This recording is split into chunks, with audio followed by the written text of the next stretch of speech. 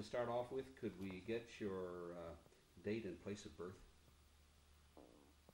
My word, that's truly invasive, isn't it? We're trying to get the ages of the people that are involved. Yeah, yeah. Now, we've had a couple of people that did not want to give it and did not. Oh, well, I mean, this is the time of life when one does become honest, isn't it? It was December 8th, 1928. Okay.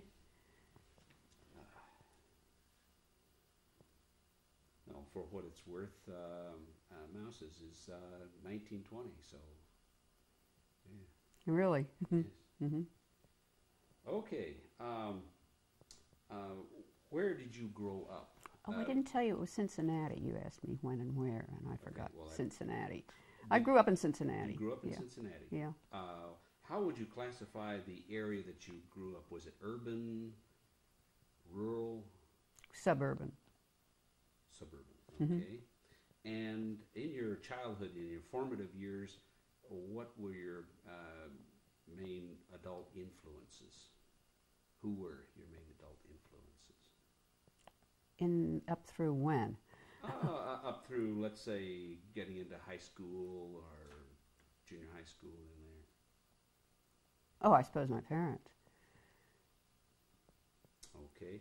What ambitions? Do you remember having any childhood ambitions, what you wanted to do when you grew up? No.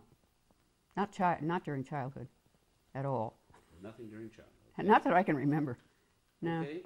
What about by the time you got to high school?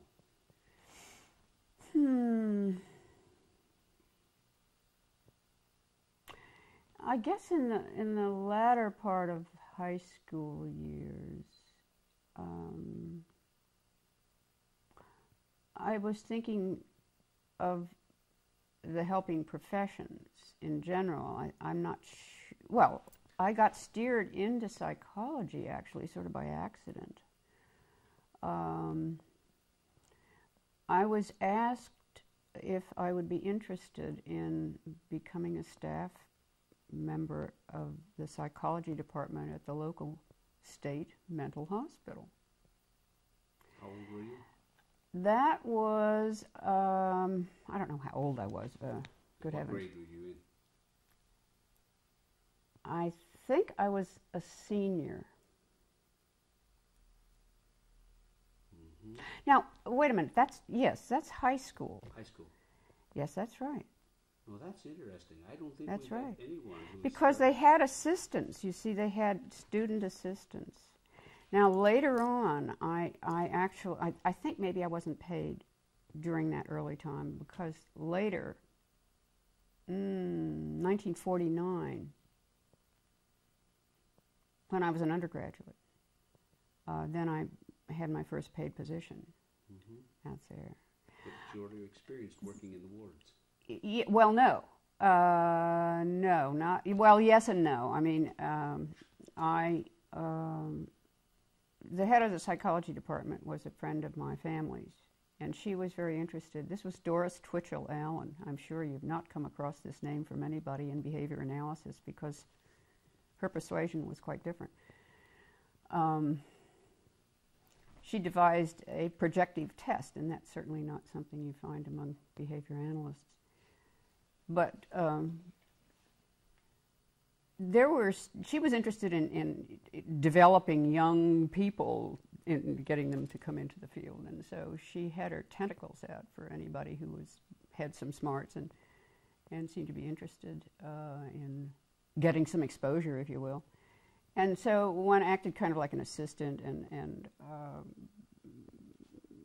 helped the staff people. But in '49, then I became a staff member, actually, before I got my undergraduate degree, and had some testing responsibilities, which were fascinating. Now, that took me on to the admissions wards, male and female, and I worked there in the summertime, two or maybe 3 summers in a row. I know during one of the years I did 80% of all the intake diagnostic workups in both wards. So I was very busy on a half-time basis and got exposure to very acute behavioral problems. So that was actually my first job in the field. That's interesting. Yeah. Did you have any particular influences, people who influenced you in high school that you can recall, outstanding instructors or the like? And in what fields were they? Lord,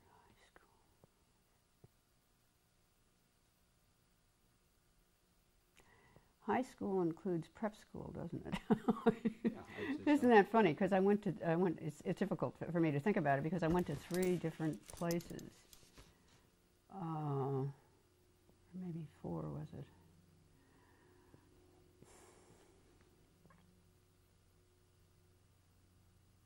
No one stands out. No one stands out. I don't think so. What about ambitions? By the time, let's say you're graduating from high school, what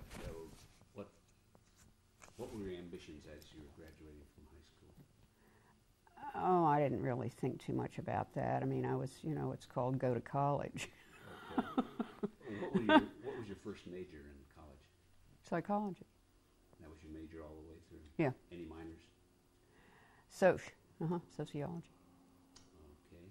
And what about the influences, any particular people of influence on your professional career in Oh, yes. Undergraduate? Undergraduate, very, very much so. In fact, probably the reason I became a psychologist. My junior and senior years were at the University of Arizona in Tucson. I had taken my first 2 years at Smith and got sick of the cold. Decided I could get just as good an education where I didn't have to sleep in a fur coat. So I went to Arizona. The chairman of the department at the university, actually it was a combined department, which was the case in many universities at that time. It was a department of philosophy and psychology. The chairman was a dynamic creature by the name of Matthew Maximilian Rupert Schneck. There was a very famous, very much used textbook in mental measurements by Barrett and Schneck at Columbia. And he was that Schneck. Now, he figured very prominently in my past because at the end of my junior year, he asked me to become his assistant during the senior year, and which I did. And toward the end of that year, I remember one Saturday morning. Saturday was not when I had any courses or any obligations in the department. I got a call from his secretary saying, Dr. Schneck wants to see you at 9 o'clock. This is out of the blue.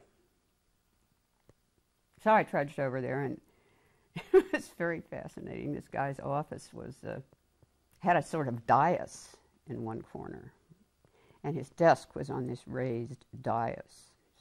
This is a small man, stockily built, but very short, but full of all kinds of force. And he was sitting on his dais reading the New York Times, and it totally hid him, and he did not look up, and he continued reading, and I sat there waiting for something to happen, thinking I was going to be called on the carpet for something or other. And at some point he stopped and he threw the paper down, bang! And he said, looking at me with his piercing blue eyes, he said, Barrett, you'd be a goddamn fool not to go to graduate school. You asked me for an influence? I think that's a pretty dramatic example. It had never occurred to me before that I should go to graduate school. And so we started talking about where to go. He really wanted me to go to Stanford. He wanted me to study with Ernest Hilgard. But he also, Yale could be a possibility, and so forth and so on. But he got me going, I just didn't know that I was graduate school material, so to speak. And what were your interests at the time? Well, I was totally involved in I worked most of the time on psychology. That was really my major work, and I didn't do too much else. The University of Arizona didn't have all that much to offer, you know.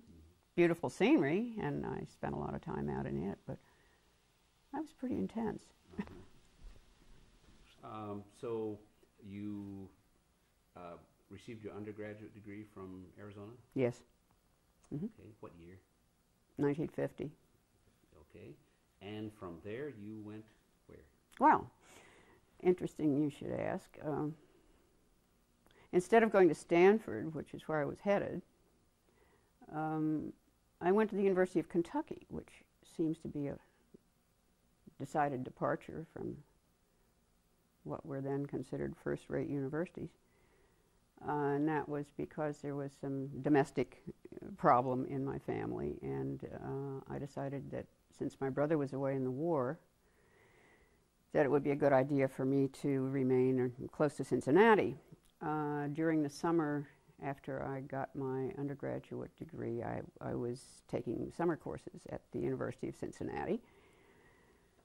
And one of my professors was Frank Patty, who was at the University of Kentucky, and a senior person there had, interestingly enough, gotten his master's degree, I believe, from Princeton and his PhD from Harvard in the same year. Or it might have been the other way around, a PhD from Princeton and a master's from Harvard, but I thought that was a pretty interesting feat. But he invited me to come to the University of Kentucky and with a teaching fellowship. And given that there was divorce in the family going on, I decided I would go there instead of Stanford. And that could have been quite a turning point in my career, because at the University of Kentucky, the man who was head of the department was Jim Calvin, who had gotten his PhD with Clark Hull. And we got fed Hullian psychology up to the tolerance level. Made me decide I never wanted to go that route. So it was probably a good exposure. I taught undergraduate labs, 5 of them every week, for 3 semesters. I finally resigned my position because there were some unethical demands made on me by the head of the coach of the basketball team. And those demands were made on a number of graduate teaching assistants in the university and became known during the NCAA investigation that was going on because of fixed games and that kind of thing. So I had, I just said, no, I had a very interesting experience with Adolph Rupp was his name, quite well known in the world of basketball, which is certainly not my world, but it forced me to develop some confidence in my own judgment, shall we say, at the very least. I taught five labs a week. I had a lot of basketball students in my labs. I lived kind of on Fraternity Row, so I was geographically very accessible to a lot of these guys. And one night, very late at night, I got a call from this man who said, "This is Adolph Rupp," and of course the world is supposed to genuflect at that point. I said, "Yes, Mr. Rupp, what can I do for you?" And he said, "I have 2 students who are supposed to take a psychology exam tomorrow as part of the, what do you call it? They don't take the courses on campus. I can't remember what that's called. Extension. In an extension course, they have an exam in psychology tomorrow. He said, "I want you to get them through that exam and send me the bill." I kid you not. I'm not making this up, this is for real. In just those words. And I said, Mr. Rupp, you send them to me, and I will handle the matter my way. And hung up. Now, that was the last interaction I had with Adolf Rupp. 2 students appeared at my door about 15 minutes later.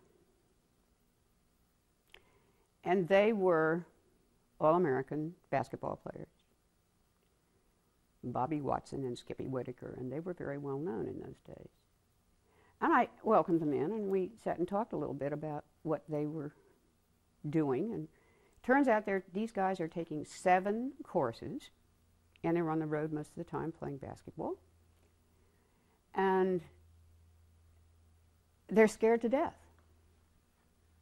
because Mr. Rupp has intimidated them to the point where they really don't know what to do. They're not dumb. They've been reasonably good students as far as I could tell. So I said, look, you know, I don't have any access to any exams, and even if I did, I wouldn't give them to you. To your course. I said, all we can do is go look up some old exams in the department files and use them as you wish. I have no idea. They weren't even using the same textbook that I was teaching from. But I showed them, I took my textbook and I said, now here's how you study for an exam. And we went through this, you know, in a fairly straightforward way for maybe about a half an hour. And then, and I took them over to the department and found some old exams and gave them to them. I said, whether these are going to cover anything you need to know, I haven't the foggiest idea, but here are some old exams. They're not mine, and I don't know whose they are, but here they are. And then I gave each of them, interestingly enough, 5 milligrams of dextroamphetamine sulfate to keep them awake. And said, good luck. And I don't know what month of the year this was, but the next thing I knew was graduation. And I guess I was the first person to get a hood slung around my head in the master's degree section because my name began with B. And I walked across the stage and got hooded and so forth and so on. And there were 2 people in the undergraduate section applauding like crazy. And I looked around to see who these 2 people were. Bobby Watson and Skippy Whitaker. And that's all. That was it, you know. But it was a startling experience in my life. It made me very wary of what was going on. It made me, it was the reason I resigned my position, because there were some other screws put on me to attend courses in order to keep certain professors on the payroll, to have a quorum. And I said I wouldn't have that kind of pressure put on me. I would rather not have a job in the department. And when I had my orals there, actually on my thesis, I said that I was embarrassed to get my degree from the university. Whereupon the chairman of the anthropology department asked me if I wouldn't please do my doctorate in his department. By this time, I was already committed to Purdue. So I left there. So you got your master's? At the University of Kentucky. That's a fairly long story, but to me, it was very formative in my life. Mm-hmm. I remember it in detail. I remember. What year was that? 1952. Okay. Yeah. Mm-hmm. All right. Okay. Who would you say was? Did you have any special influences, positive influences, while you were at Kentucky? Yeah, Frank Patty was a very positive influence on my professional development. I actually shared an office with him. And he felt sorry for me because the graduate assistants were all relegated to the 3rd floor in this building that had been condemned 20 years before. And, you know, it was really not very safe. And I didn't have any I was the only woman amongst about 30 guys up there, and we all were in one big room, and I couldn't study, and I thought it was pretty rickety stairs. And Frank felt sorry for me, and he said, "You've got to come down and use this other desk in my office." So I did. And as a result of that, there was a lot more interaction with him than would have been the case otherwise. And it was his idea that I would be happier at Purdue. It was, I mean, he had all these connections that he used in my behalf, actually, to give me access to people who would be able to help me make a decision as to what I was going to do. And I feel quite sure that he was a big influence in where I went. We maintained contact till today. I mean, he's still alive, and he's in his 90s, and we still maintain contact. As I did with Schneck, actually, until he died. Always writing letters back and forth. You know. You did a dissertation for your master's? Yes. What yes. What was your dissertation? What was the subject? Oh, my goodness. I can't remember. I remember I used a calibrated Mueller-Lyer illusion, but I can't remember what the hell I was studying. Isn't that awful? I mean, it was an old, you know, kind of old experimental psychology sort of. I can't remember what the hell. You know, you can use a Mueller-Lyer illusion for a lot of different things, but I can't remember. It had to do with perception, of course. I mean, but I don't remember. Okay. From Kentucky, you went to Purdue? Yes. Mm-hmm. Okay. And by the time you arrived at Purdue, had you developed any particular ambitions? Oh, I think I mean, I would not have gone on had I not thought I was going to be a psychologist. I enjoyed teaching. I was very good at it. My students, I had a very popular section, lab section. I should tell you that I believe one of the reasons for that was because I redesigned what was being done and went my own way. Maybe that's a worthwhile topic to talk about a little more, because I think as I look back on it, I was sort of practicing what we preach now, you know, to people who are trying to train others, and that is to provide a situation in which behavior is emitted and reinforce it if you wish it to go forward.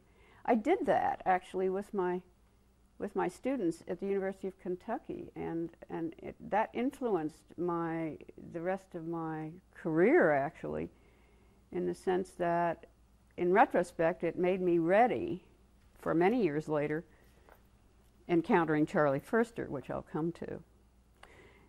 But the situation at the University of Kentucky in the introductory psychology course, first place it was a biological science. It was considered to be a biological science at that university. The laboratory sections all were being taught by, almost exclusively by graduate TAs. And there was a syllabus that was designed by the faculty man who ran this course. And this syllabus set out what you were supposed to do each laboratory session, and had questions that the students were supposed to answer at the end of each exercise and turn in. Well, 2 weeks of that, and I found out I was getting piles of, I mean, you do a sorting, and you get about 10 in this pile, and they're all alike, and 6 in this pile, and they're different from those, but they're all alike, and, you know. And it was clear to me that these kids had access to each other's papers or to fraternity and sorority files or whatever. I didn't know what at the time. But, you know, this was a problem, and I would write on somebody's paper, I would say, see so-and-so and so-and-so and so-and-so others' papers which are identical. And I do the same on the so-and-so other papers, and I cross-referenced them all so that they all knew that I knew that they were looking or doing things in collusion or whatever. And so finally I said, okay, this is now shouldn't be my problem, this is their problem. So I presented this problem. I said, here's what I'm getting. I said, I'm supposed to give you a grade. How am I going to grade you?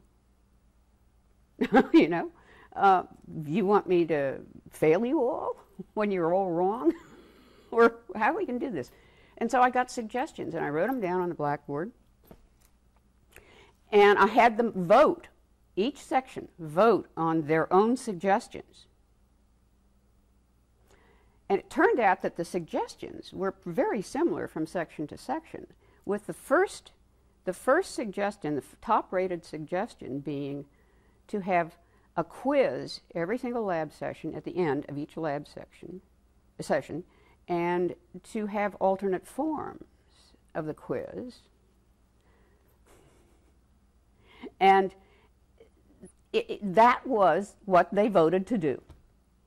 Now, I went along with this, but I also, and so I wrote quizzes. They couldn't cheat. This is in lieu of these things at the end of each session in the laboratory manual. And then I redesigned the experiment so that they, instead of having me do something like a demonstration, and they answer questions on what I was doing, I had them do it, and they produced their own data. And it took a lot of work on my part to do this, because I had to make up quizzes and I had to rearrange all this stuff so that they emitted the behavior rather than me. And it was fun. It was very challenging, and I think that and I found out that my lab sections were harder for the students than anybody else's.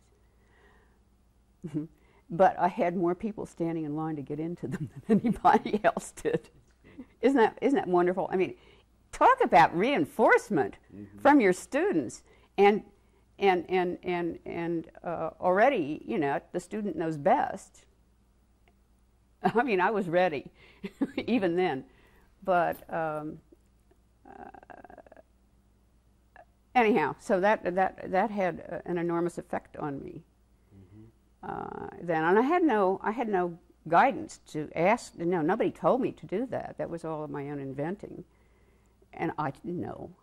I mean, the course that we had, the learning theory that went throughout my time at the University of Kentucky, used the first edition of Hilgard as a kind of brush through this one, and the rest of the time we spent on Hull. And that first edition of Hilgard had practically nothing about operant conditioning in it, and about Skinner. I mean, it was the skinniest chapter in the book. So we learned nothing, There was a reflex reserve in those days, And Hilgard just didn't pay too much attention to Skinner, so I didn't learn much of anything. What would you say was the first year you heard Skinner referred to?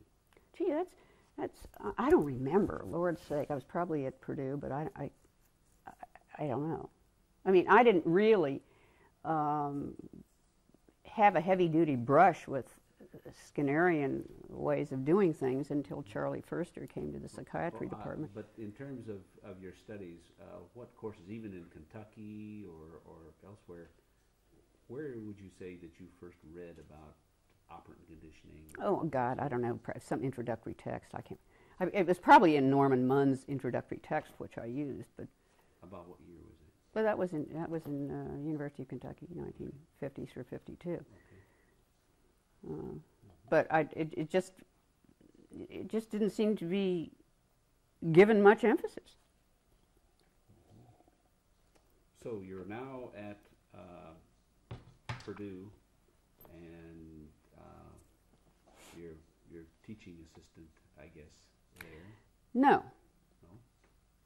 After my experience at Kentucky, I decided I was not going to do a teaching assistantship at Purdue. I wanted to get the coursework done and get on with things.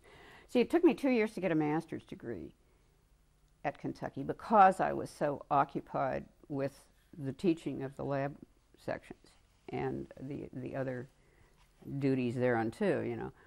So I decided that I didn't want to do that again. I didn't want to leave myself open to the kind of thing that happened there, so I didn't do that.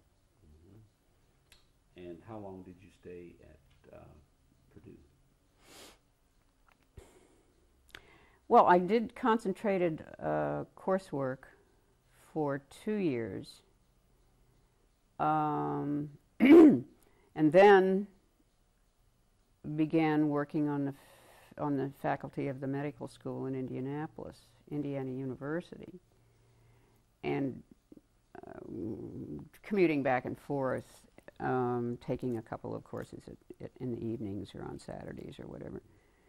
And I did my dissertation research with some kids in a school down in Indianapolis, so that I didn't have to go back and forth to Purdue as much as I would have otherwise. But so I was a full-time student for 2 years, and then a part-time student.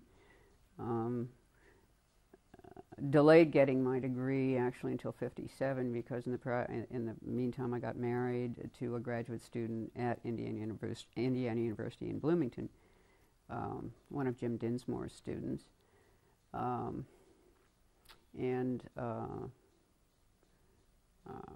thought that I should maybe hang on to my data and not write them up immediately so that maybe we could get our degrees at about the same time, and that just didn't happen.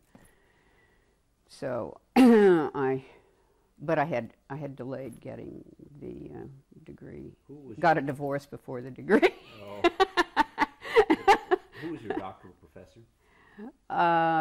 John Hadley, deceased now. Okay, and had you? When was your first publication? Did you publish at all while you were? Yeah, I wrote a chapter in John's textbook on clinical psychology while I was a doctoral student. It was a textbook published by Knopf, which was the leading clinical psychology textbook for many, many, many years. Now, that was a very instructive experience. That chapter was a term paper that turned into a chapter, and was a great opportunity for me to learn an enormous amount. The chapter was ostensibly about the role of insight in psychotherapy, and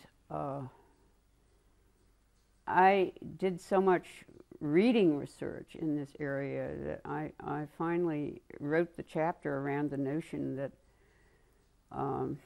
the differences in the various schools of psychotherapeutic thinking were really a matter of the verbal behavior of the people who were associated with each school, and that what they really did was not all that different.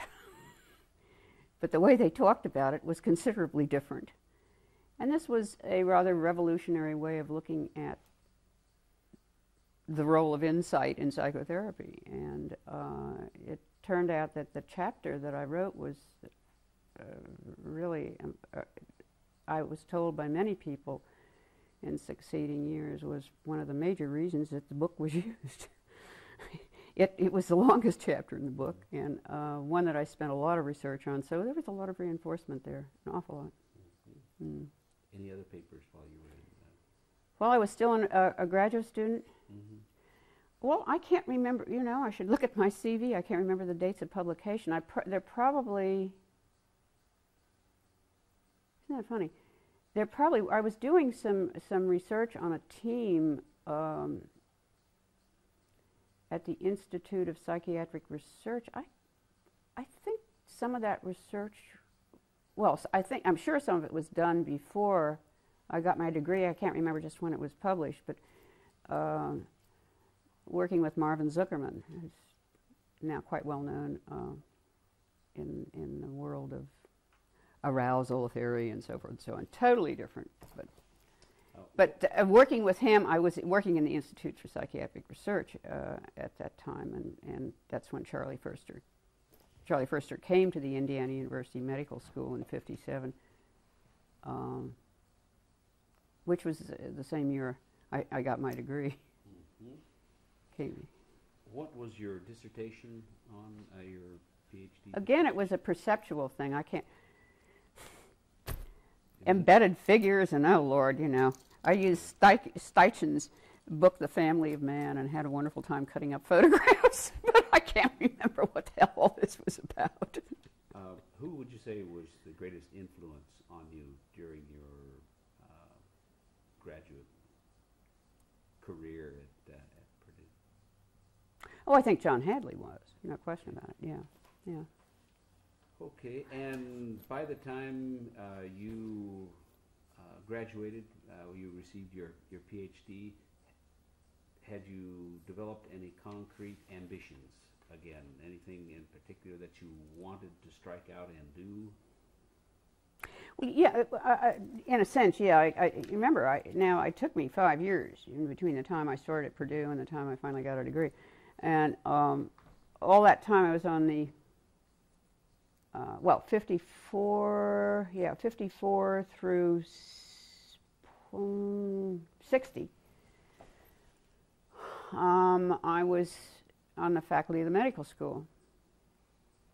Am I all right still?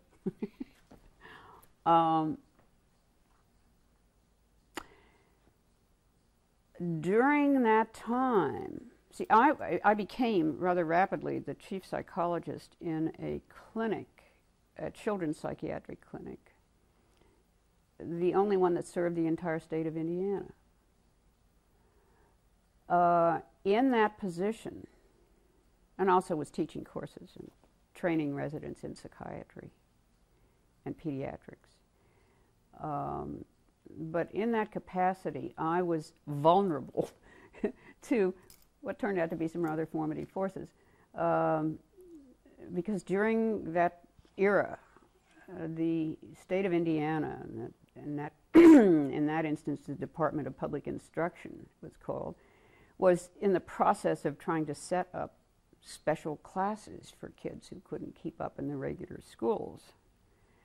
And so they were going to various heads of psychology services and heads of clinical services, clinical psychology training programs and so forth, in various geographic locales to help out in the communities that were geographically close to those centers. Now, given that I'm in this kind of in the middle of the state and in a clinic that served the entire state, I got calls from all over the state. It turns out that John Hadley had had many of these calls and was already taking many of his graduate students out into these little burgs and spending weekends testing kids and talking with teachers and parents and this kind of thing. And so he was an expert at this by this time. And so, I said, this is what I've been asked to do. You do this. How do you do it? So he and I went out together on a number of these little safaris. And, you just saw one kid after another, and you talk with one teacher after another and parents and so on, and then you have to write up some recommendations. Well, hell, what have you got to go on? A Stanford Binet and a draw a person out of this, that, and the other? It doesn't tell you anything about how the kid learns or what the important variables are. And so I got pretty interested in this. I went to start going to the literature, and there wasn't anything to help me. Absolutely nothing but anecdotal stuff. And about that time, Charlie Furster came into the Department of Psychiatry and changed the whole thing. So that the influence, and this was started now during the time I was at the medical school, prior to really getting the degree. Which medical school was this? Indiana University. Okay, and Charlie Furster came there? Charlie Furster came there in '57, which is the year I got my degree, but I was ready. I mean, I sort of, what? I need something more than this. And Charlie came and, of course, first set up his pigeon lab. He had come from Yerkes, where he had spent a year, and prior to Yerkes, he'd, of course, run Skinner's lab for 5 years. And Charlie set up his pigeon lab, and then almost immediately set up a human lab where he did his work with autistic kids. And that was in the State Acute Treatment Hospital that was just across the street from the Institute of Psychiatric Research, and all part of the medical school complex. And I was a consultant over there in that unit where Charlie had those rooms, 2 rooms. And so I saw, oh, these kids who, you know, far more impaired than the ones I was seeing in the community, learning all kinds of stuff in an automated environment. I said, well, this is the only thing that makes any sense to me.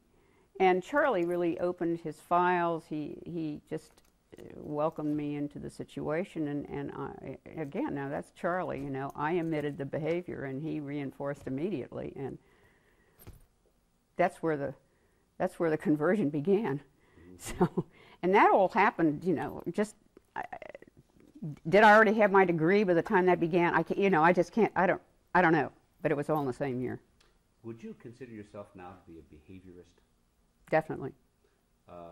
Radical behaviorist? Yes. Behavior analyst? Depends on what you mean by that. The classical definition that you...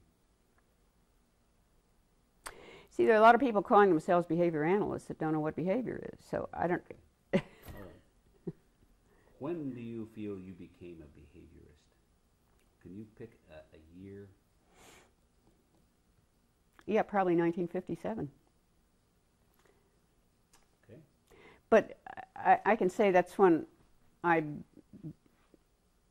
got my first exposure. I mean, the behavior of organisms and Keller and Schoenfeld. Mm-hmm. Well, that leads us to my next question. That is, can you tell me what you would consider the 3 or so most influential books who influenced your professional career?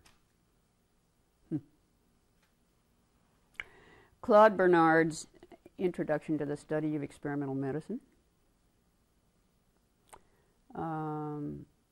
Surely the Behavior of Organisms.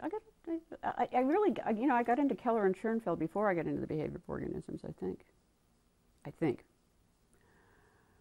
And Murray Sidman's Tactics. Okay. How about papers? Are there any particular papers that seem to stand out in your mind that have influenced the course of your professional career? I think the one that most influenced me was Skinner's Search for the Holy Behavioral Grail, as described in the case history. What is it? A case history in scientific method.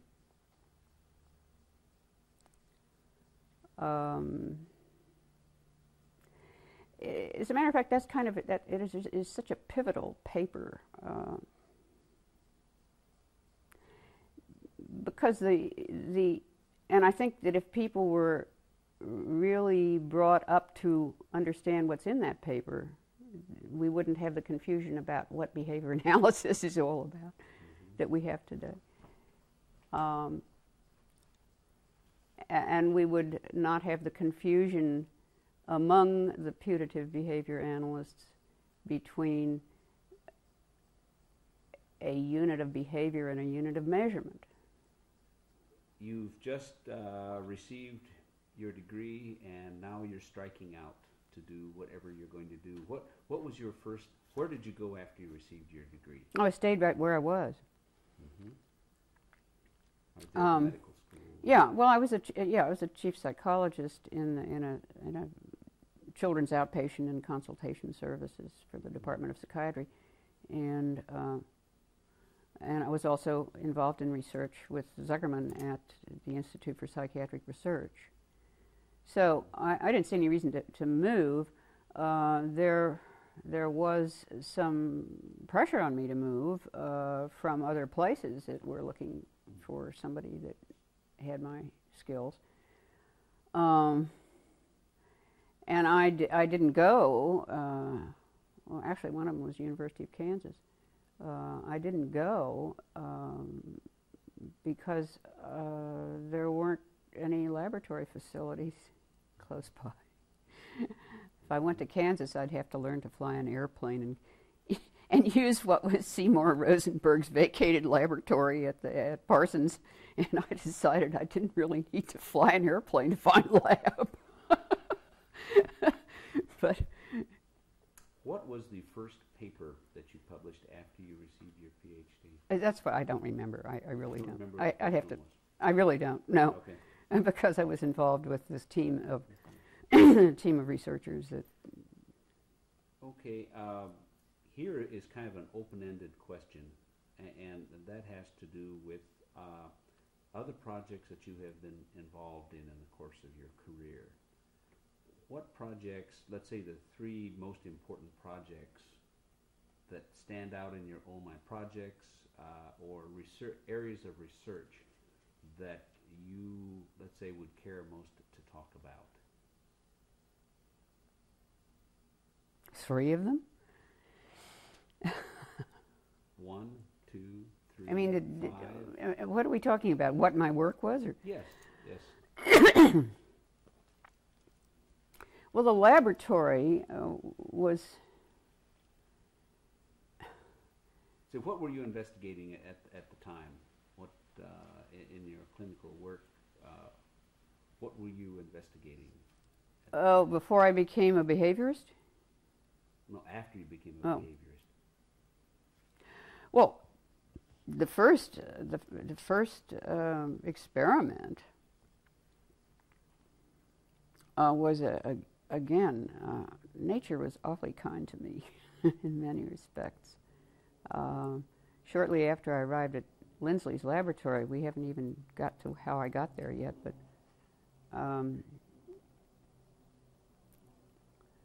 I was fortunate enough to have been there in the lab when, and this is a long way around your question, but again, some circumstances seemed to be favorable to me. A call came into the laboratory, to Lindsley's laboratory, from then a young neurologist who was at the VA hospital in Boston by the name of Norman Geschwind. Became world famous and dropped dead of a heart attack in his 40s. Not too long ago. Well, yes, too long ago. 79, I think it was 79 or 80. Geschwind had in his wards a fellow who was a certified public accountant by profession, but who was having trouble doing what he was paid to do because he had such enormously strong neuromuscular tics that he had difficulty holding a pencil and getting a mark on paper that you could read. And Geschwind had just been exposed to Izzy Golddiamond's work on stuttering that had appeared in Science. And Geschwind had the notion that if you can do something with stuttering, why couldn't you do something with tics? And so he had called Lindsley, and Lindsley was too busy to do all this stuff. So I got involved with this man with tics. And so that was a very, very important project in my career because it posed the immediate problem of how in the hell are you going to transduce tics to the point where you can get them on a cumulative record and begin to try to push them around. And when these things are going on with such force and all over this man's body that if you sat him in a chair, a swivel tilt chair on casters, just sitting there, these spasms would make the chair move across the room. So the notion was, well, you got to summate them somehow.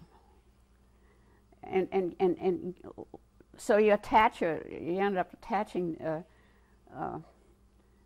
a magnet with a bar suspended by tapes, and you attach the magnet to the chair, and every time the chair moved, it would jiggle the field. And here I am, I'm in the neurology service, so there's an EEG lab, and so Geschwin's idea was, well, let's see if we can amplify this signal through the EEG. Well, we ended up using the EKG amplifier, and through a relay onto the cumulative recorder. Old AC equipment I was using, the stuff that Ogden used to train his dogs, irradiated dogs. But this is how we did it, and it worked, and it turned out to be a very stable transducer that didn't shake itself off the chair. We had to take the casters off the chair so it wouldn't ambulate across the room. This guy would sit there, and he was a musician by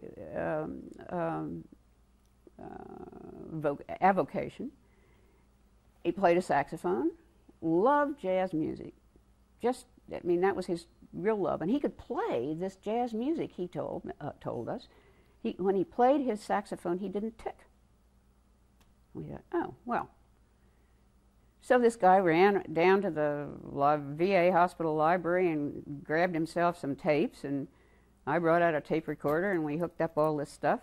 And so he got his choice of music if he stopped ticking for a minute and a half, and then every tick that he emitted would shut off the music for a second and a half rather, and got discernible control over the ticks rapidly,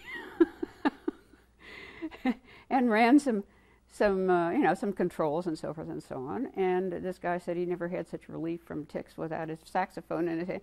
I mean, it was the most amazing thing you ever saw. And he actually re-hospitalized himself for another series to replicate, in a systematic way the effects we were getting. If this were going on today, you could design a thing that would fit in his shirt pocket that would be a contingency controller and it would prosthetically control his tics. You published this work? Yes, yes. What was the response? Overwhelming. Oh my God, it was so exciting. In fact, I had 2 journals vying for the publication of the article. Journal of Nervous and Mental Diseases versus Behavior Research and Therapy. What was the response of the therapist, the general field of therapy, to this? Geschwin said, geez, I knew it was going to happen. I mean, you can do it with tics. Stuttering, you can do it with tics. And that was it. I mean, he was just all excited about it. But, what else are you going to do? We had to tell this man, that you can make some clinical suggestions, but we couldn't go beyond that because the technology didn't exist. So it was basically a demonstration analysis. When did you leave Indianapolis? No, I haven't gotten into my own life, but go ahead. Yeah. Okay. Let's bring you up to the lab, I guess, where you're doing this work. So you were at the School of Medicine at Indianapolis, and then where did you go after that? To Harvard. To Harvard, okay. And what did you do at Harvard? You got to ask me how I got there someday. Oh, to Harvard? Yeah. Okay. How did you get to Harvard? Because that's a story in itself, Okay, in and of itself. Only part of which I would put on tape. Again, so many fortuitous things happened. Charlie Furster had invited Ogden Lindsley to come out to the medical school to do some colloquia at the Institute for Psychiatric Research, at the VA hospital, which was across the street, and also at the psychiatric treatment hospital where Charlie had his lab for autistic and schizophrenic children.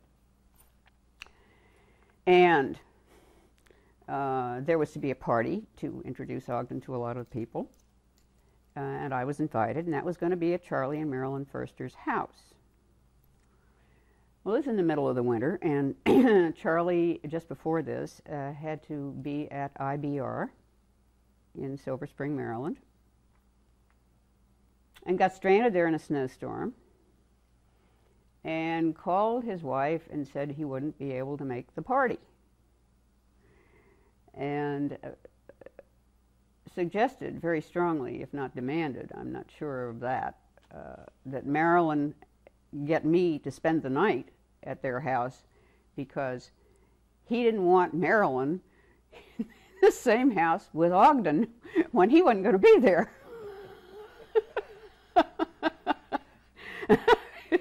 and so that's how I met Ogden Lindsley.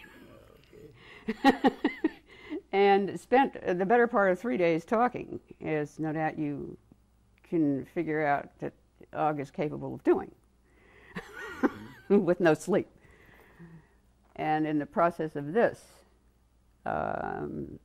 he learned that I was interested in trying to learn more about laboratory work, and that I had not taken up offers from other places because I was so interested in learning more about laboratory work. And he said, well, why don't you come to my lab? And I thought he was kidding. And a few days after he left, comes along a thing from Harvard Medical School and a telephone call to follow it up. And then shortly thereafter, Eric Kandel, who is a neurophysiologist of quite world-renowned stature today, came through to do a colloquium, and he and I and Charlie were eating lunch together, and he was talking about going to Harvard because his wife was going into this new postdoc fellowship program. I asked him a little more about it, and it sounded like that's pretty similar to what they're asking me to do at Harvard. Only there are like 11 laboratories involved.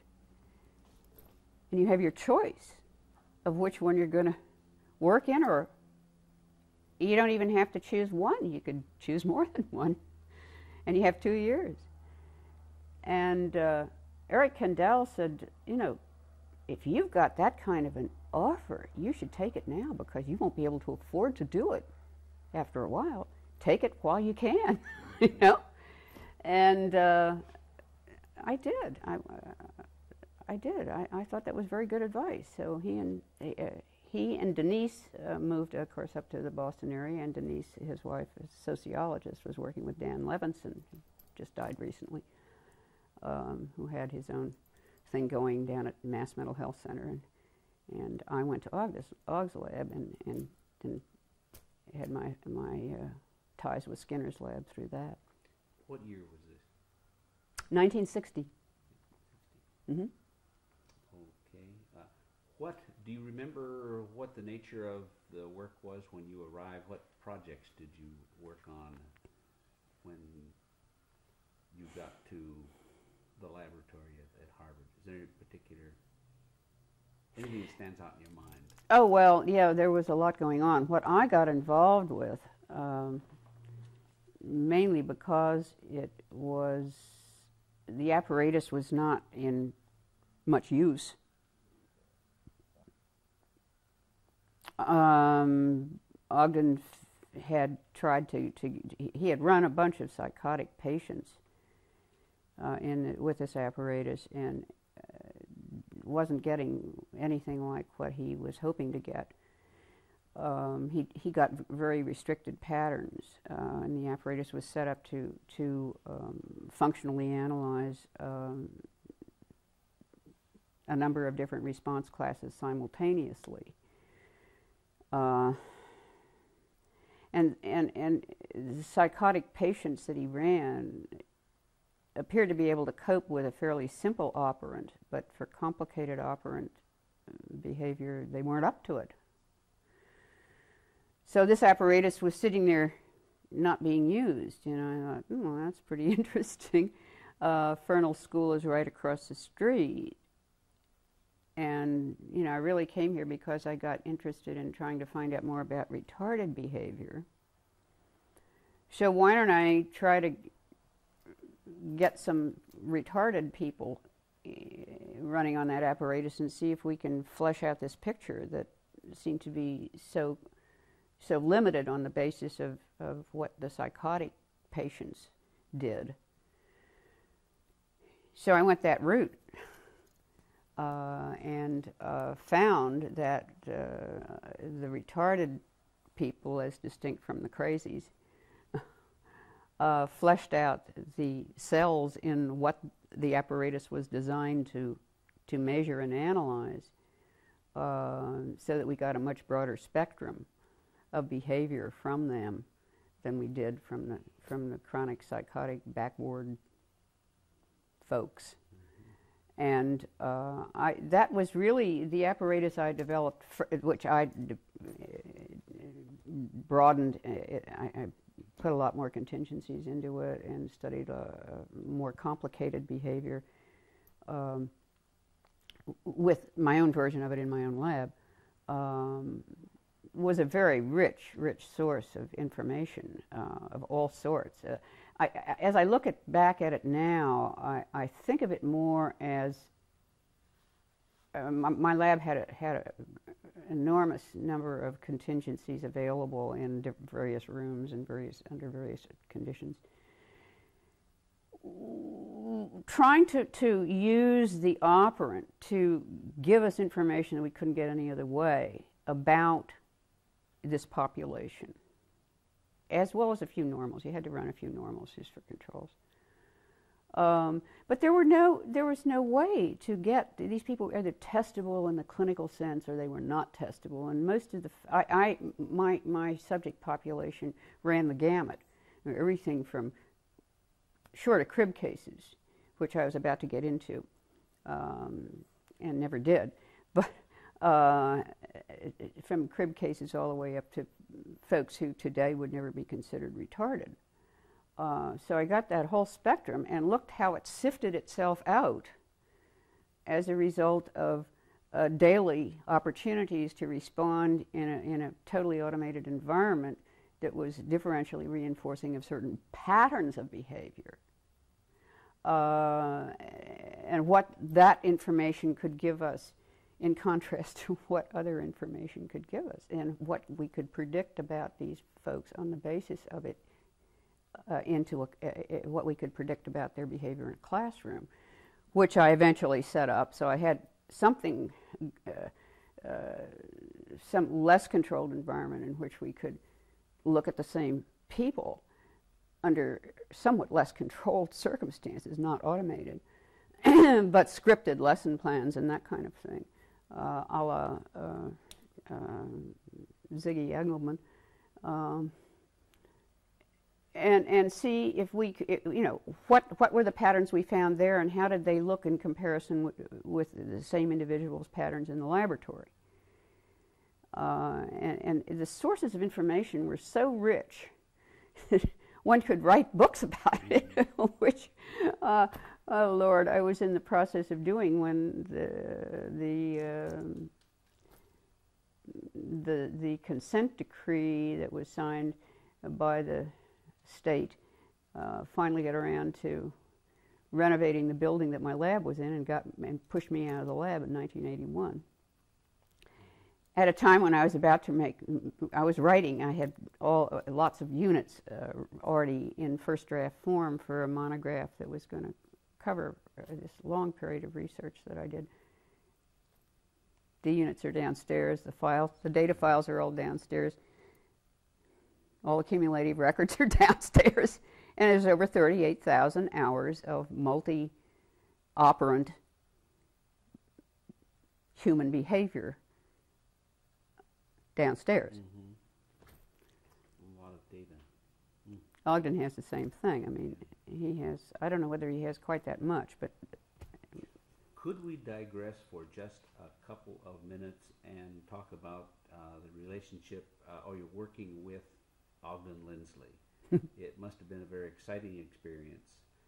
Could you describe a little bit of the relationship and the activities that went on in the laboratory where Ogden and yourself? Yeah, I think that both of us worked so hard we both got sick. I mean, we were like workaholics. We were, what can I say? Ogden had a way of kind of, I think I wrote a letter about it to my folks. I think I said that Ogden made science dance.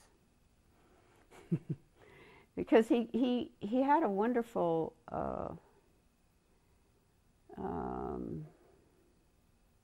vitality about the way he conceptualized behavior and the way he went about designing ways of transducing it. Which is, you know, case history and scientific method was all about how do you transduce behavior and what are the units? Skinner's thing. Well, Ogden was infected with the same kind of search into more complicated behavior patterns of cooperation, competition, these things that society has these labels for. What are they? You know, how can we analyze them? How do we pull apart what's involved in cooperation or competition between two organisms, human organisms, and he was an artist at doing this kind of stuff and designing environments specifically for answering questions of that nature. And I, of course, got infected with it too. And it certainly influenced my thinking and what I did in my own lab. I mean, I had to transduce everything. Everything that technology let me transduce up until, you know, it was too late to do anything because I was forced out so the building contractors could come in. Nowadays, I mean, if I had to do it over again and that same fever is still there, I think that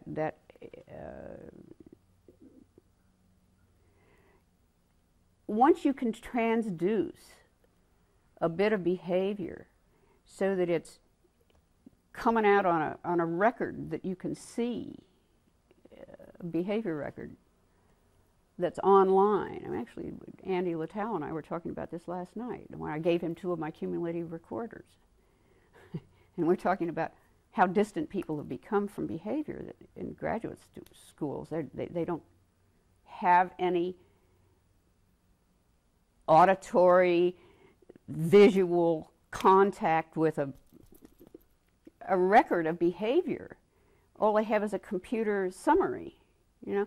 But so that fever was there and made everything very exciting, because once you could track a bit of behavior on a cumulative record, you had suddenly a new world brought before you that you never could see before. And so you could manipulate now behavior in a way that enabled you to see even more. But it was like, it's like looking through a microscope. I think many of us have used the same analogy. I used to call it a behavior scope, and still do, actually. Because there you find, practically everything you find is new. So we were infected with this fever and this desire to find out. It was very exciting, extremely exciting, and intense. And then of course, Ogden was giving papers all the time, and I was too. And just this enormous high rate of behavior was emitted by both of us, and I mean, Ogden finally got hepatitis, and I got all kinds of dental infections and stuff. We were just running ourselves into the ground and smoking, smoking up a storm. I mean, you do all these cigarettes all over the place and coffee all the time and staying up half the night, and just, it was very intense stuff, but very exciting, and certainly, you know, had an enormous impact on my future. Did you publish any papers co-authored with? Yeah. Yeah, we had one that we did together. Actually, Ogden, he ended up being sorry when I asked him to be co-author with me on the study, the tick study that I've described. And he said no. And he ended up saying to me years later, "Damn it, I really made a mistake." You know? Yeah, we did a Barrett and Lindsley paper. That was one of the first papers I did using this multi-response class apparatus. Well, both of those were classics. They were, they've been reprinted all over the place. And then later on, when he did his direct measurement and prosthesis of retarded behavior, which is the paper of his that is most cited in Science Citation Index, he asked me to be a co-author on that because a lot of my thinking was in it. And I said no. Because it was his entree into education. It was his entree into the field of education. And he was about to make that leap. And I thought, what? He needs this paper all on his own to make that leap, and it'll help. So I said no.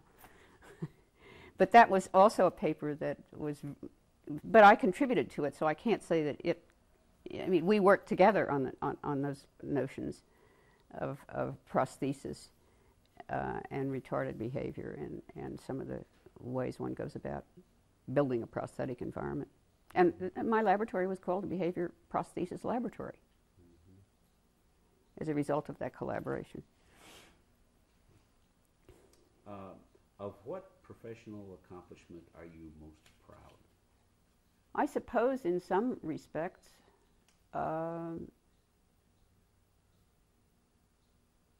what I've been able to convey to a couple of people who worked very closely with me and what it has meant in their careers. I'm thinking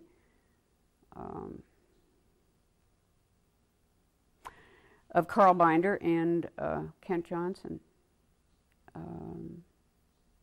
Well, it's difficult to think perhaps what they do is not an accomplishment of mine, and yet in another way it is, because careers got changed and people got given new ways of looking at things that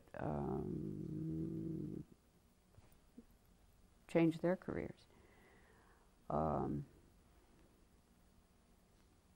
I never had graduate students in the lab too much. I had a couple from Northeastern who worked with me on some research that changed their careers, for sure. But I think the accomplishments have certainly not been in the publication of the data, because there it is downstairs. But probably a way of looking at what's going on in the world of applied behavior analysis that is, I think probably I described it best in a book review I did that was in a Behavior Analyst, where I kind of opened my behavioral soul on paper in response to somebody else's publication. Can you give us the gist of what you... Well, I think the gist is that, and I think this has permeated most of my thinking. It is my impression that applied behavior analysis is so far away from human behavior that it's not going to, unless it moves itself back to really look more closely at human behavior, it's not going to make much of a contribution to the advancement of the science, which it should be. I mean, there should be this feedback loop that Claude Bernard described so beautifully, and that was so successful in the development of the field of medicine. And there should be that kind of feedback loop between the basic and applied work that doesn't exist. Now there's some effort to strengthen that now, which is laudable and could go places. But I think that applied behavior analysis is so far from its subject matter. The research and the clinical service are so confounded that what you get in the journals is a publication of clinical service rather than a true research into the clinical problems themselves, by and large. Again, there are all exceptions, but there seems to be just the overriding political and socio-political notion that if you take care of the problem that's presented by somebody else, that's all you need to do. And whoopee, look what we've done. We've stopped the complaining. And that's what a lot of graduate students in applied behavior analysis are brought up to believe is what they should do. They should stop the complaining and, rather than advance the science. Do you see what I'm saying? And I think, of course, that's reflected in their measurement systems. The research that I have done over the years since I was out of the laboratory has been all on the measurement systems and applied behavior analysis. And I have an enormous amount of data on that, all in graphic form, that I was hoping to finish writing up last winter and couldn't. So, but that analysis of measurement systems has been a major contribution. I presented it many, many times over the years at ABA and various other places. And I hope I can eventually finish writing it up. Hope so. How do you feel behavior analysis has changed, has altered in any way our society? Oh, I think it's altered a lot of verbal behavior in the education world. And I think it's altered a fair bit of verbal behavior in maybe some even clinical behavior in the world of developmental disabilities. I think people are aware, some people are aware that the welfare system vegetates people. Maybe as a result of learning something about reinforcement and satiation and whatever. But got a long way to go. There's very loose use of terms, very widespread loose use of terms, and some effort to manipulate the environment to change behavior, but very poorly understood, extremely poorly understood.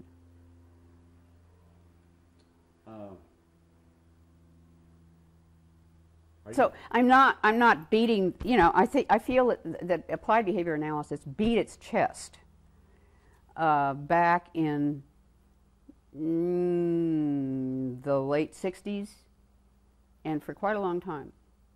You know, it was kind of like Watson's proclamation, you know, and oversold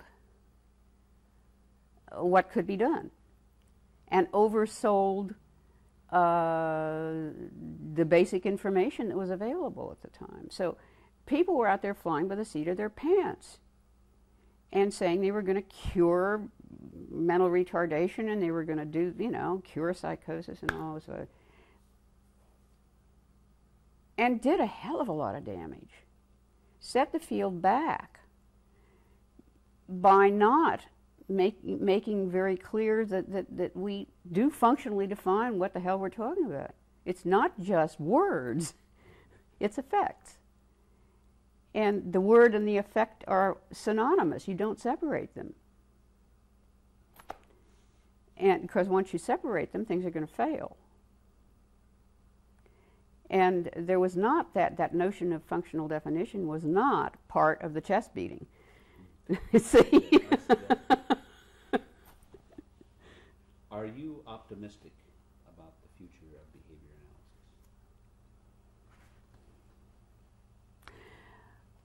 that it can make an enormous, because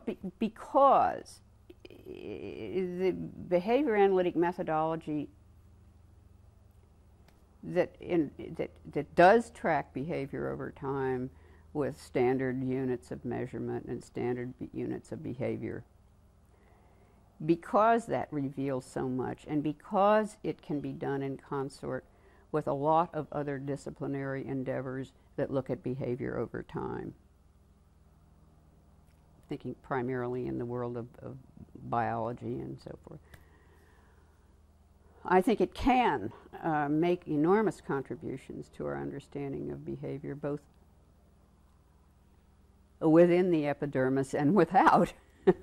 Since, you know, being a radical behaviorist, I think the epidermis doesn't make much difference, but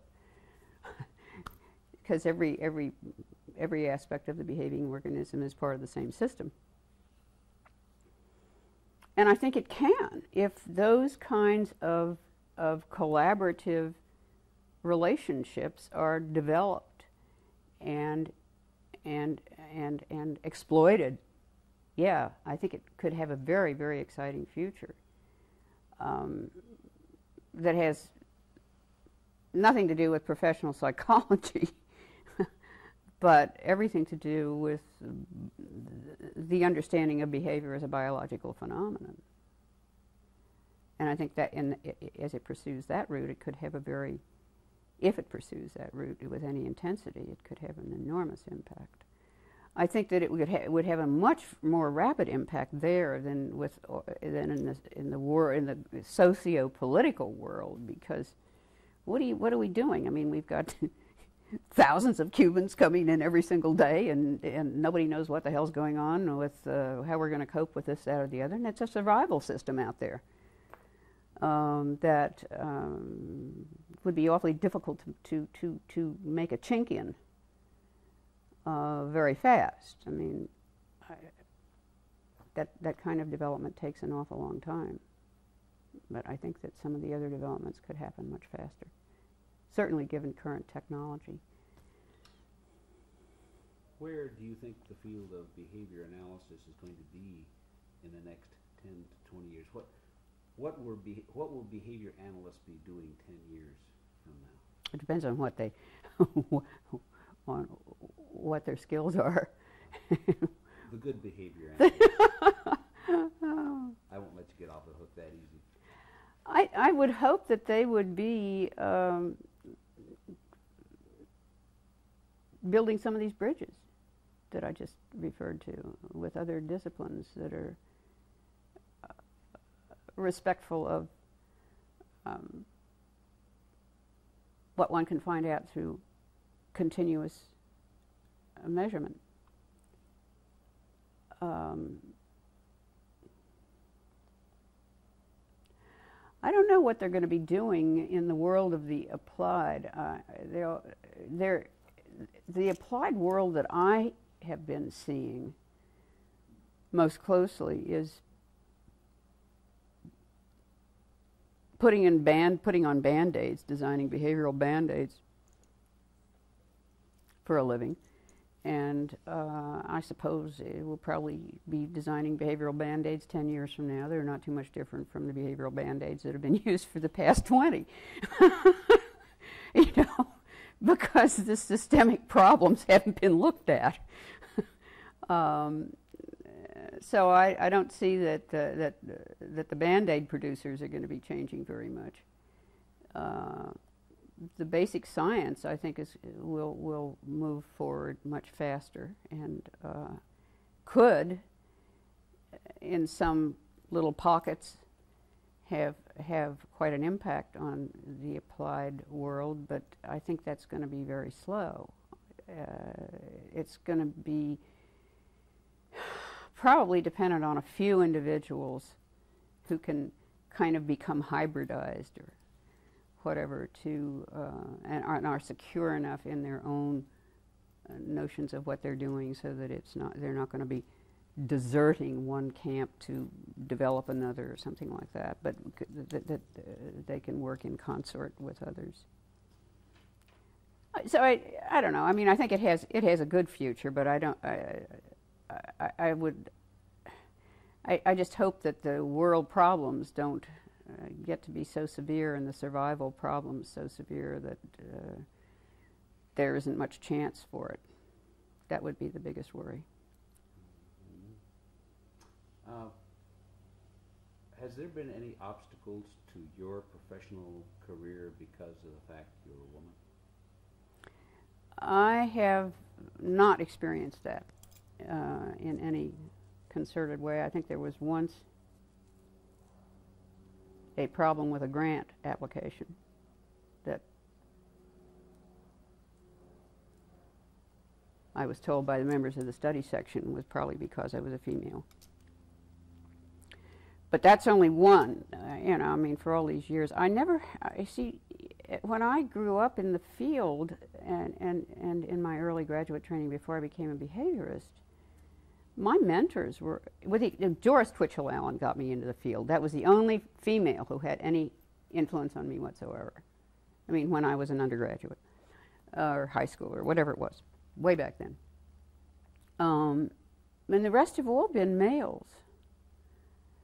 So, you know, I've never had anybody try to control me with any kind of sexual involvement at all, ever. I guess I'm very lucky. I've been asked to talk at a lot of women's meetings about this very topic, and I have been simply astounded at the number of women in the audience who have really been intimidated by professors and mistreated, sexually mistreated, and feel that that's just one of the things that you have to subject yourself to in order to get an advanced degree, or to get anywhere in the world. And I just can categorically say that has not been the case in my professional career. I've never had to cope with that. You don't feel that it's impaired your advancement, for instance? No. I think it's, I think that anything that has impaired my advances has been of my own making, not due to my gender. Do you, just in general, do you feel that there are now any particular obstacles, any special obstacles for females or minorities? I don't know about minorities. I mean, we're fast approaching the time when we are the minority. I mean, you and me. That's going to come very fast. So I don't. The whole matter of what's a minority is, you know, up to how many, who leaves the gate open on the shores and across the Rio Grande, I guess. But,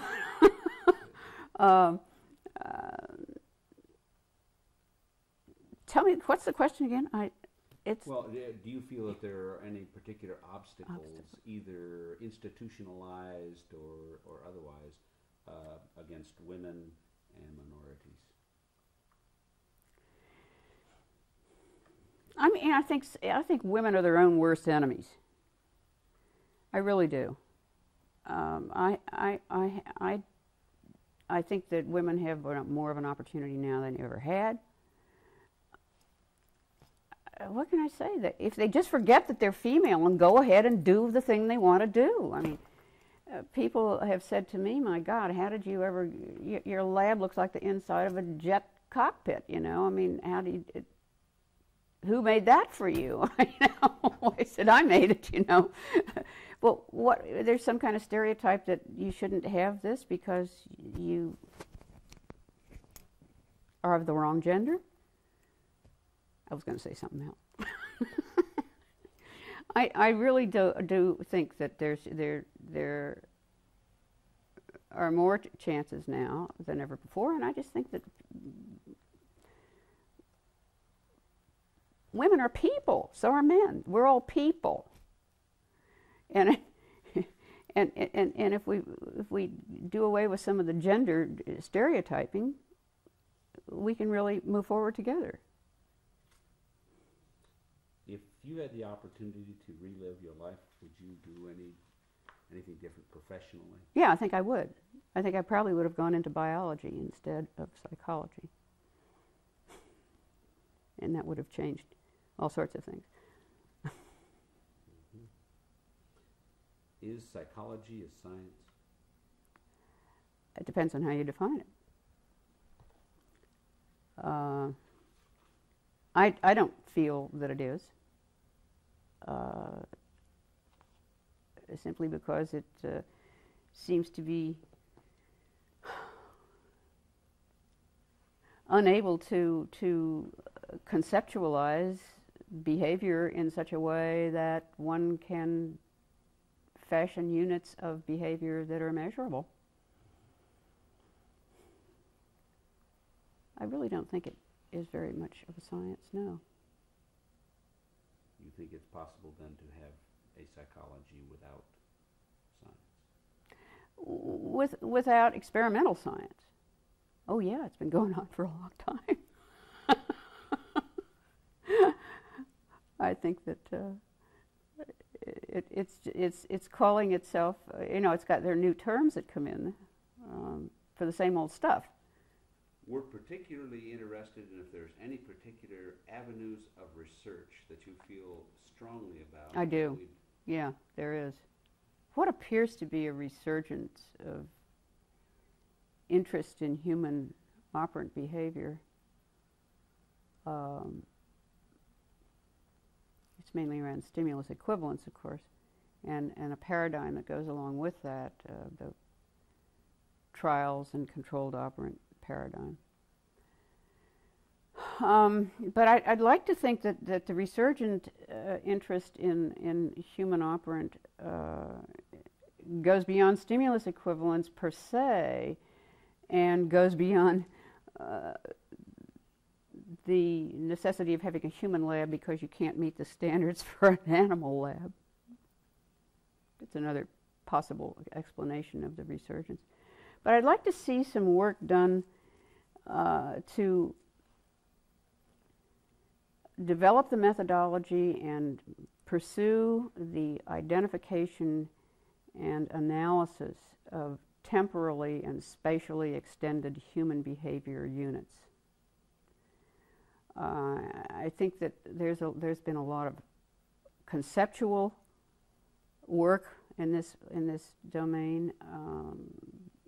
I want to see it move forward because I think that we'll learn a hell of a lot more if we can get the methodology going that is going to enable us to look at extended units of human behavior from which we can eventually draw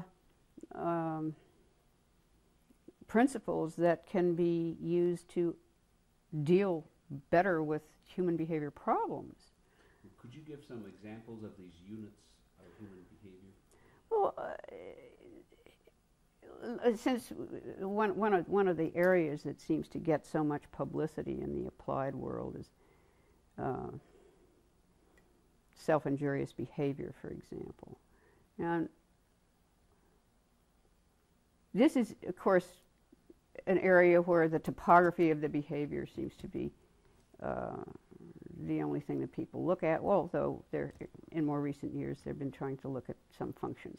Now,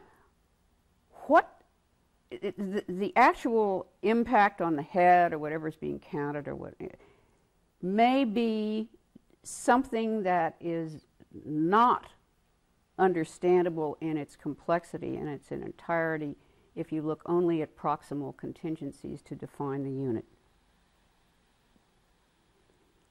We need to, that's just a case in point.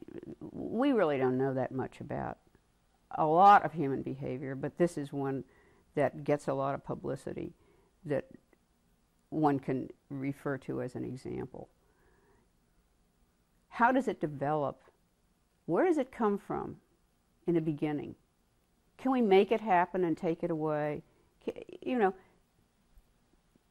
What is the real unit that we need to look at in order to understand it better? But that has got to come out of developed methods for identifying what these units are, because many of them in our own behavior are so extended in time and often in space that we're not, it's hard for us to track back because we have many of them going simultaneously. Now, the interaction, I think probably Travis Thompson called it the kinesis of behavioral units, makes this domain a very dynamic one and a dynamic challenge for transduction and for analysis. And see, Francis Mechner has gone at the other end. He's looking at single instances and analyzing those. Well, what I'm talking about is a diametric to that, but this continuum needs to be attacked from both ends, and hopefully they get put together somewhere in the middle. I'll be spending a whole week with Francis this coming week, so that's what we're there for. Yeah. I mean, I think that we need to know not only how to analyze, but how to synthesize behavior. Now, Murray is doing that with one end of the equation. We need to get the whole equation in there, and allow freely emitted behavior to provide us the clues that we need to develop the methodology and to refine what the hell these units are. Because we know they're very complicated. We know they're there in their complexity. But how to study them in any kind of systematic way, I think, is an enormous challenge, and I would hope that some progress would be made in this. How do you... And the role of verbal behavior in there is obvious. I mean, this is part of the complexity. It would almost seem to me that we would have to change the nature of the type of psychologist we are producing in order to study such a thing. Absolutely. How do you see the change? What kind of difference? Well, I'm behind the camera. Well, you know as much about this as I do. No, I don't. No, what do you think we need to do to our educational system? Or what can we do to excite, as you were excited along with Ogden, to really study these problems in such great detail and yet with such an overall view at the same time? This behavioral spectrum. I think you've got to have people on the faculty that are role models, whose behavior is ongoing, that somebody can latch into, because that's part of the environment that's going to be productive in generating behavior on the part of the student. But beyond that, again, we're back at the same old thing that I was talking about with Andy last night in this very context. Is we got to get people back in contact with behavior.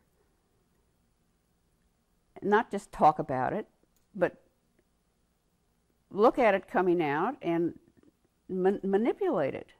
That's where the excitement comes. And Andy's telling me that nowadays that people, even in the experimental program, don't get the kind of contact with behavior that he and I got when we were starting. I mean, that's why he wanted a couple of cumulative recorders. He's like, maybe he can get some more,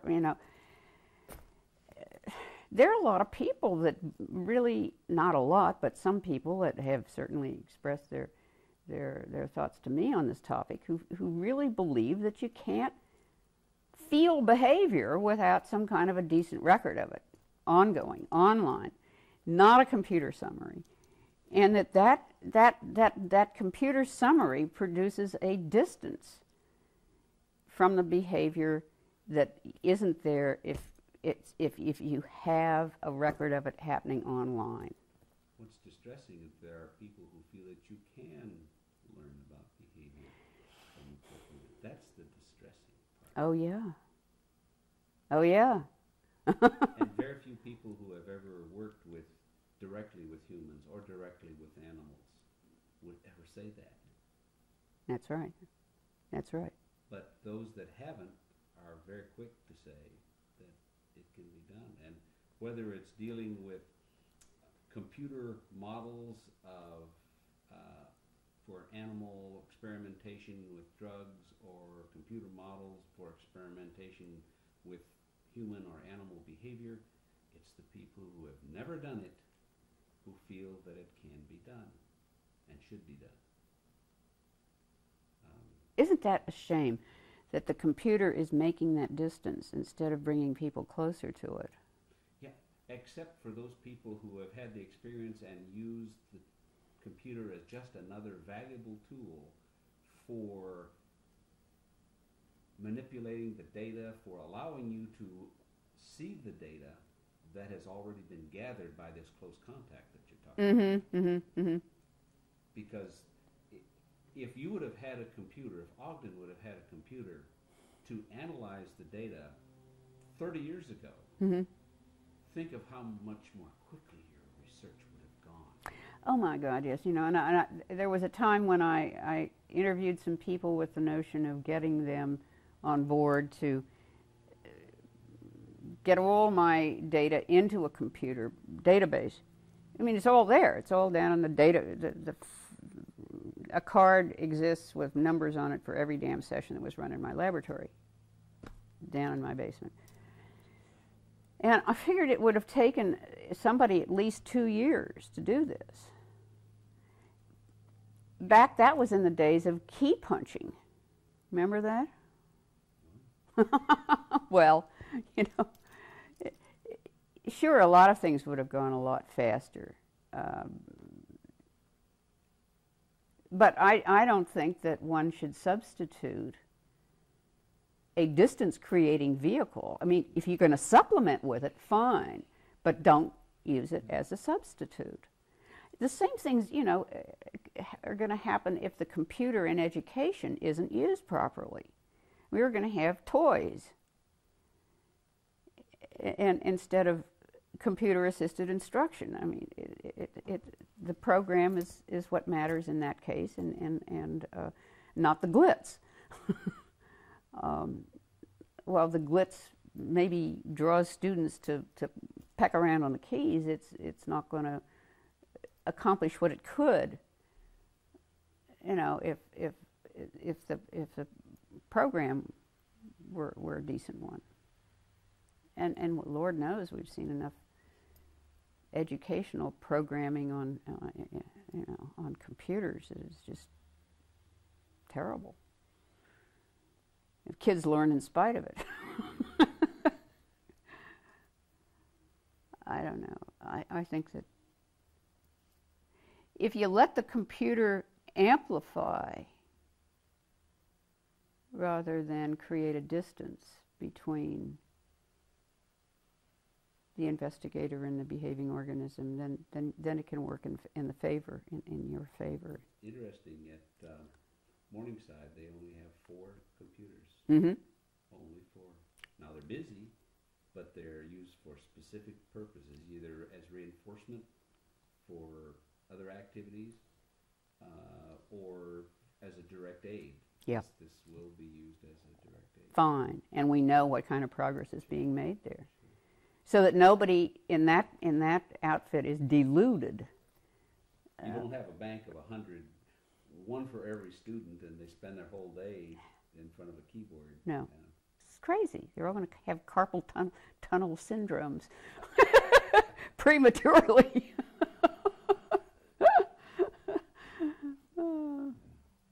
So I don't know, maybe I've said enough. I appreciate it so much.